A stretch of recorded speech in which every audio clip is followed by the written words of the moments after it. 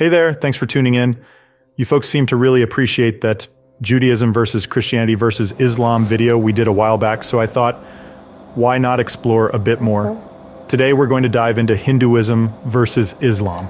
This isn't about stirring up debates, it's just an honest comparison using clear and concise infographics to highlight key aspects and differences between the two. As always, I'm just providing the info. What you take away from it is up to you, so if you're curious about these two unique faiths, stick around, let's dive into it. Hinduism, tracing its roots back to around 3000 BC, represents a broad spectrum of beliefs and practices evolved over millennia, while Islam, founded in 610 AD, presents a more uniform set of beliefs and practices informed by the Quran and the life of the Prophet Muhammad. The time difference underpins the extensive theological and philosophical complexity found in Hinduism as compared to the comparatively recent but more streamlined structure of Islam. Hinduism's Trimurti, consisting of Brahma, Vishnu, and Shiva, corresponds to cosmic functions of creation, preservation, and destruction. On the other hand, Islam practices strict monotheism, with all these functions combined in Allah, demonstrating a clear contrast in the conceptualization of divine power. In Hinduism, Manu and Shatarupa are the first humans created and guided by Brahma. The Islamic tradition parallels this narrative with Adam and Hawa, created and guided by Allah. Both narratives set forth foundational ideas about human responsibility, divine interaction, and morality in their respective traditions. The Vedas form the oldest and most revered texts in Hinduism, presenting a vast array of hymns, rituals, and philosophical discourses. In contrast, the Quran, revered by Muslims as the Word of God, provides a singular, comprehensive guide for all aspects of life, social, political, and spiritual. The mandir in Hinduism serves not only as a place of worship, but also a community center where various cultural and social activities take place. Similarly, the mosque in Islam functions as both a place of worship and a community center, reflecting shared communal values despite their architectural and ritualistic differences. The pujari in Hinduism and the imam in Islam both serve as religious leaders. They guide their communities through rituals, prayers, and interpretations of scriptures. Their roles underline the universal need for spiritual guidance across diverse religious traditions. Puja in Hinduism typically involves offerings to deities and can vary greatly in complexity, reflecting the myriad of local traditions. Salah in Islam is a fixed set of physical postures and Quranic recitations done at specific times each day, showcasing a rigid structure aimed at regular connection with the divine. Namaste in Hindu tradition is a respectful greeting which translates to, "I bow to the divine in you." In contrast, Assalamu alaikum in Islamic tradition translates to, "Peace be upon you." Both greetings reflect their respective traditions' emphasis on respect and peace in interpersonal relations. Hinduism has approximately 1.2 billion followers, predominantly in India and Nepal, reflecting a strong cultural and regional concentration. Islam, with about 2 billion followers, is more globally dispersed, indicating its wide-scale acceptance and adaptability across different cultures and regions. The largest concentration of Hindus is in India, whereas Indonesia is home to the largest Muslim population. These geographical concentrations highlight how specific historical, political, and cultural contexts have shaped the development and practices of these religions. Varanasi in India, considered the spiritual capital of Hinduism, hosts rituals like the Ganga Arti and cremations, which hold significant spiritual meaning. Similarly, Mecca in Saudi Arabia, the holiest city in Islam, hosts the annual pilgrimage, the Hajj. Both cities embody the deep historical, spiritual, and emotional ties of their respective followers.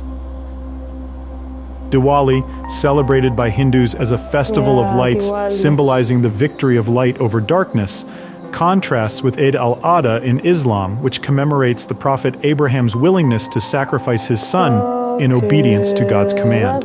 Despite these different underlying themes, both festivals bring joy, unity, and reinforce shared values among their respective communities through acts of charity, communal prayers, feasts, and family gatherings.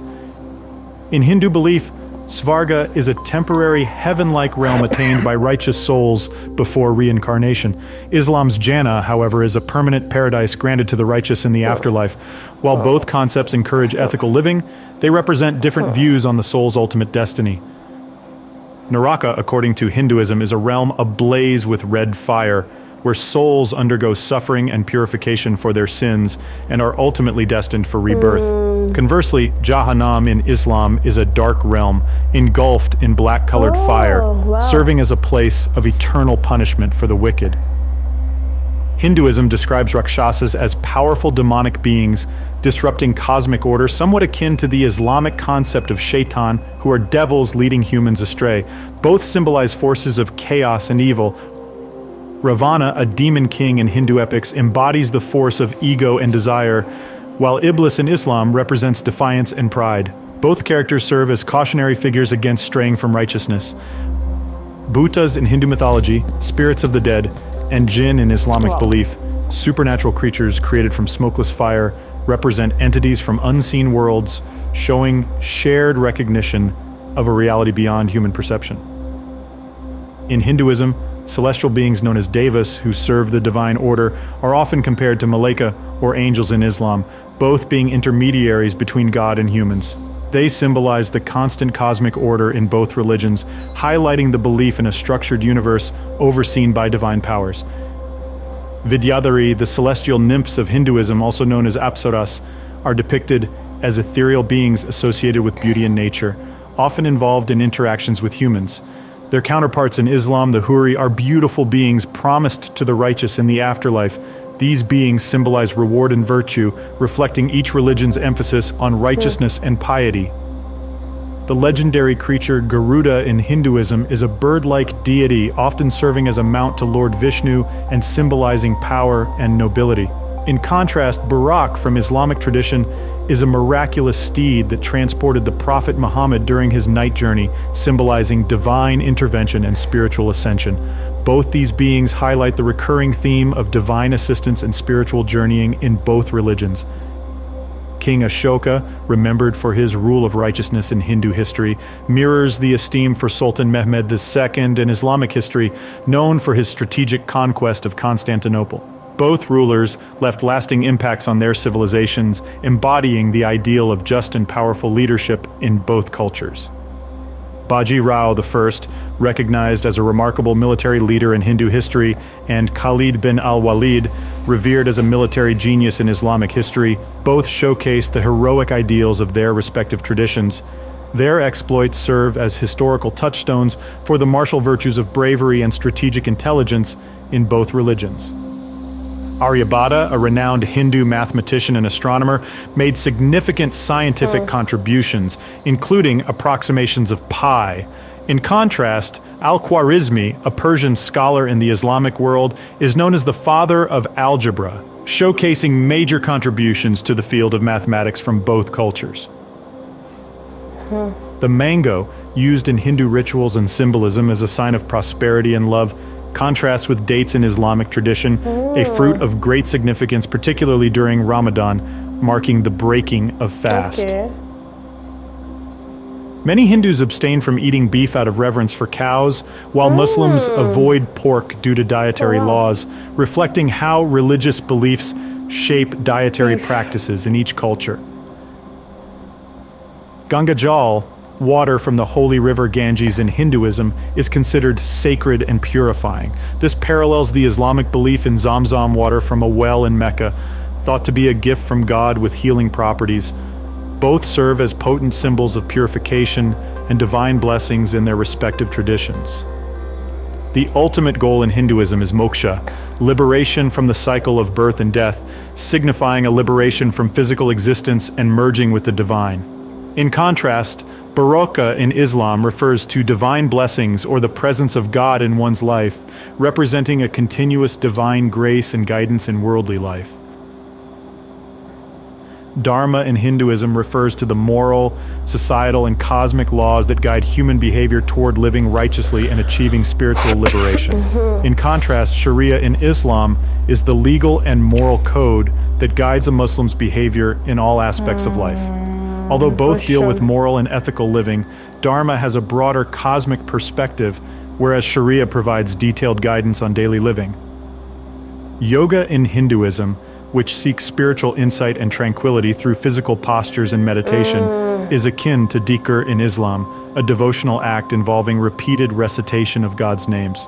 Both practices offer a path to spiritual concentration and connection with the divine, reflecting a shared emphasis on personal spiritual discipline.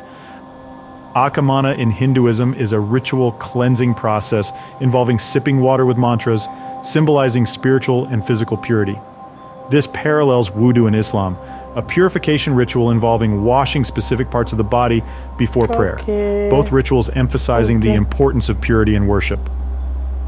Dana, the act of giving in Hinduism, reflects the principle of generosity and selflessness.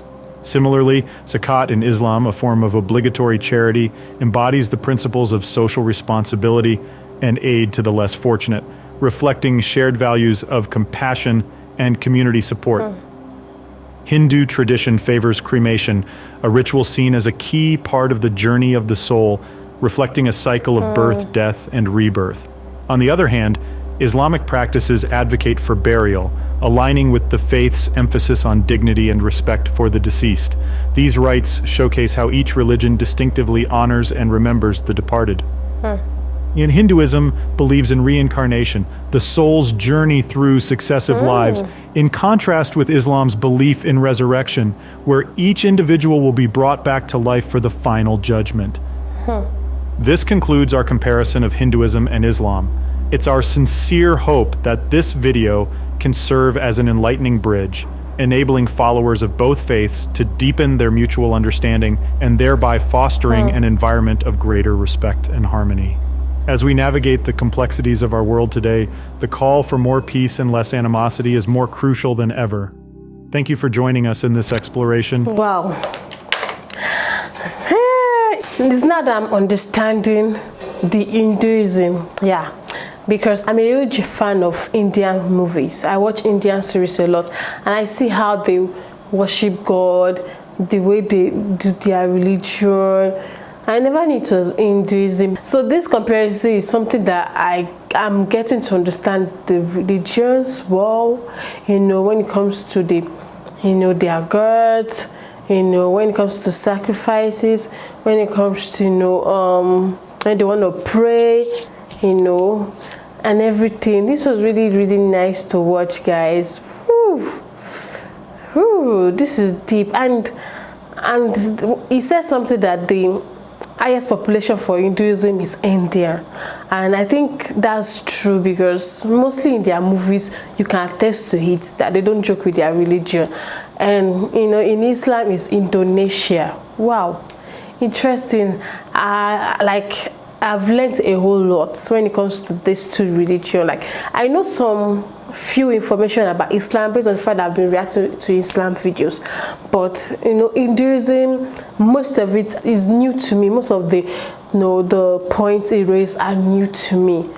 The only thing I can use to relate to the whole conversation is the movies I watch. So as it's giving his points, I'm flashing back to all those Indian series I watch and how they serve God, and how things have been done in their religion. Amazing. I enjoyed watching. Thank you so much for watching, guys. Don't forget to smash that subscribe button for more. Like, share, comment. I'll see you in the next one.